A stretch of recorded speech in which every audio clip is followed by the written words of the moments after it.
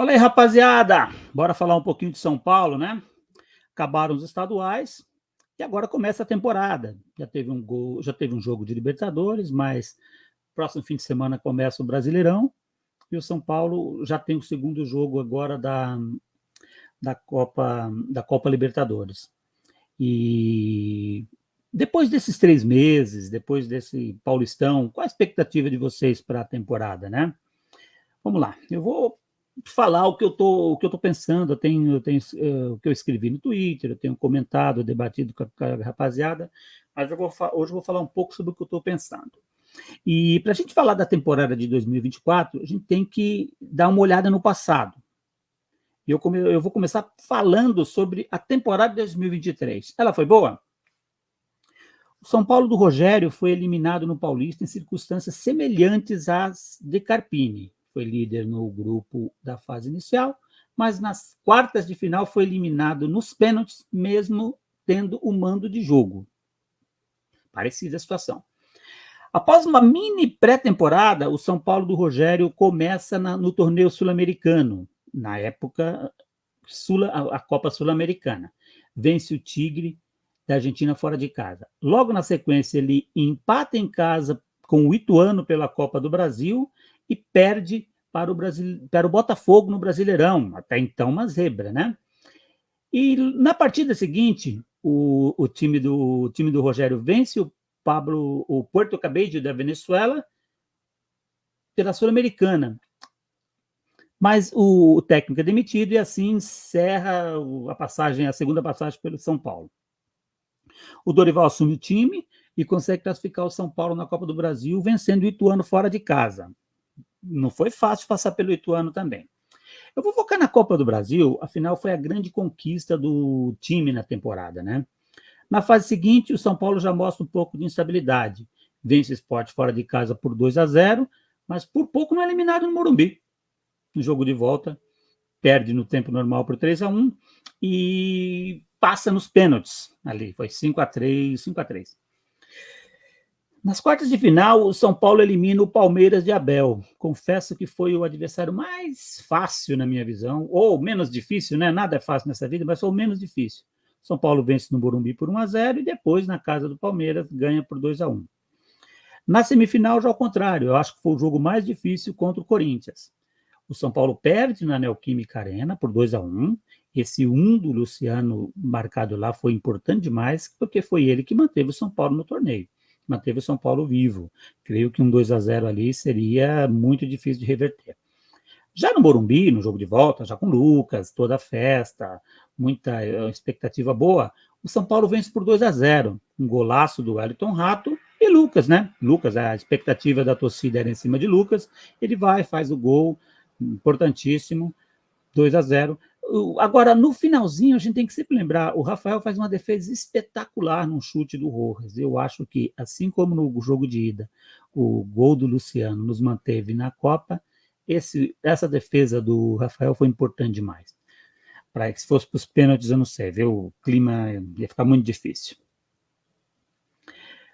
Na final, contra o Flamengo, que tem o melhor elenco do Brasil, tinha e tem, o São Paulo vence no Maracanã por 1-0 e no Morumbi um empate por 1-1. Título inédito e conquistado com todos os méritos. Mas, na Sul-Americana, o Tricolor foi eliminado nas quartas de final pela LDU de Zubeldia. E no Brasileiro teve uma campanha pífia. A gente ficou em 11º lugar, com apenas 53 pontos. Nossa, apenas uma vitória fora de casa, muito ruim. Então, feito isso, esse resumo ele é necessário a gente fazer esse tipo de resumo, porque foi a base de algumas situações que determinaram a temporada desse ano, tá? Isso é muito importante. Primeiro, vamos lá, agora fazer aqui uma conversa a gente. A temporada de 2023 foi boa? Eu entendo que não. Foi a mais vitoriosa da última década, isso sim. Mas a eliminação em casa da Sul-Americana e a modesta 11ª posição no Campeonato Brasileiro, vencendo apenas um jogo fora de casa, mostra que não foi boa. Mas a diretoria achou que sim. E o time era bom? Muito longe disso. Eu vi um time bem montado e focado em Copas. como o de 2022, mas que no Brasileirão mostrou toda a sua mediocridade. Mas a diretoria, jogadores e muitos torcedores também entendem que sim. Afinal, levaram jogadores razoáveis, como o Luciano, Alisson e o Wellington Rato, ao status de titulares insubstituíveis. Sim. Eu não estou depreciando esses jogadores. Eles foram importantes, marcaram seus nomes na história do clube, mas nada além disso. Continuam sendo apenas razoáveis. A gente tem que partir desse princípio, senão a gente se perde na análise, tá? Ó, o entendimento de que a temporada de 2023 foi boa e o que o time é bom foi a base para a escolha do sucessor do Dorival e para a utilização dos reforços. Infelizmente é isso. Afinal, se o time é bom, um técnico que tem o perfil amigão do Dorival só precisa tocar o que está pronto. E é isso. Carpini é isso. Amigão do grupo, né? Agora, sobre os reforços, o entendimento de que a gente pode, né? Eles entendem que a gente pode abrir mão de Rames Rodrigues, de Ferrarese, de Galupo, de Eric, de Gustavo. Afinal, o time é bom. Então, essa foi a realidade. Eles entenderam que a temporada foi boa e entendem que o time é bom. Aí começa o ano, a quebra do tabu em Itaquera e o título da Supercopa foram importantes para a história do clube, mas para técnico, diretoria e elenco foi ruim. Afinal, se eles achavam que a temporada anterior foi boa e que o time era bom, tiveram certeza com esses resultados. E essa foi a receita da tragédia. O técnico achou que era melhor do que é, os líderes do elenco acharam que são melhores do que são, e a diretoria achou que o trabalho é melhor do que é.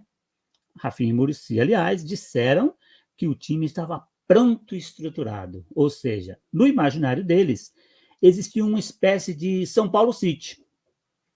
Mas a realidade se impôs no Paulistão, meu Deus. Quem não sabia ainda descobriu que sem Caio, Beraldo, Nestor e Rafinha, o time que ia bem em Copas, ênfase em Copas, em 2023 não existia mais. Carpini começou a entender o que é um clube grande, os insucessos foram aparecendo e com uma mistura de arrogância de uns, ciúme de outros e incompetência de vários, o time foi eliminado pelo Novo Horizontinos nas quartas de final do Paulista. Aliás, já fazendo hora extra, porque pelo que jogou contra o Ituano, já devia ter caído antes e nem chegado às quartas. Após a mini pré-temporada, o São Paulo enfrentou o Tajeres na Argentina. Perdeu o jogo, o time pronto e preparado se mostrou sem padrão, a esperança Rames não deu resultado, 3 jogadores lesionados e a confiança que existia na dança do charuto, lembra? Após a conquista da Supercopa, virou silêncio por parte da diretoria. Ou seja, complicou. O escudo Muricy foi ativado, as narrativas de que Rames é o problema tomaram conta do noticiário e o elenco passa a sofrer com desconfiança e lesões. Assim, há quem diga que, assim como o Ceni em 2023, Carpini já está demitido e que estão esperando apenas o momento certo para a demissão. Mas demitir Carpini agora resolve? Talvez sim. Mas será que tem um Dorival no mercado que consiga fazer o time que está pronto, se é que tem um time pronto, jogar bem e lutar por uma Copa? Afinal, foi isso que o Dorival fez. Ele pegou o time do Rogério, fez um ou outro ajuste e na conversa, na manha, fez a turma brigar por uma Copa. Mas no Brasileirão, nós vimos o verdadeiro São Paulo. Foi aquele. Aquele era o São Paulo. E então, vale a pena demitir o Carpini agora? Vamos falar da contratação do Carpini, tá? A contratação do Carpini lembra uma história que eu via quando eu era mais jovem, antigamente, né? Aliás, para os mais novos, aí a gente tem que. Eu preciso explicar o que é um assessorista, tá? Afinal, muita gente não sabe, mas antes, quando a gente entrava em um elevador, não era a gente que apertava o botão ali para subir ou descer. Tinha um profissional sentado ali para fazer esse trabalho. Era o assessorista. Pois bem, Um certo indivíduo entra num prédio, fica ali parado um tempo, olha para um lado, para o outro, confuso, e quando chega o elevador, ele é praticamente empurrado para dentro junto com as outras pessoas. O elevador vai subindo, vai se esvaziando, e em determinado momento o assessorista olha para ele e pergunta: em que andar o senhor vai? E ele responde: cara, infelizmente eu errei de prédio. A tragédia está feita, então qualquer andar serve. Com Carpini eu acho que foi assim. Eu entendo assim. A escolha foi errada e trocar de técnico daqui a 2 jogos ou 3, tanto faz. A temporada já está comprometida. A tragédia está aí. Então o que resta agora? É contenção de danos. Vai trocar agora. Acho que já, sabe, ferraram com tudo.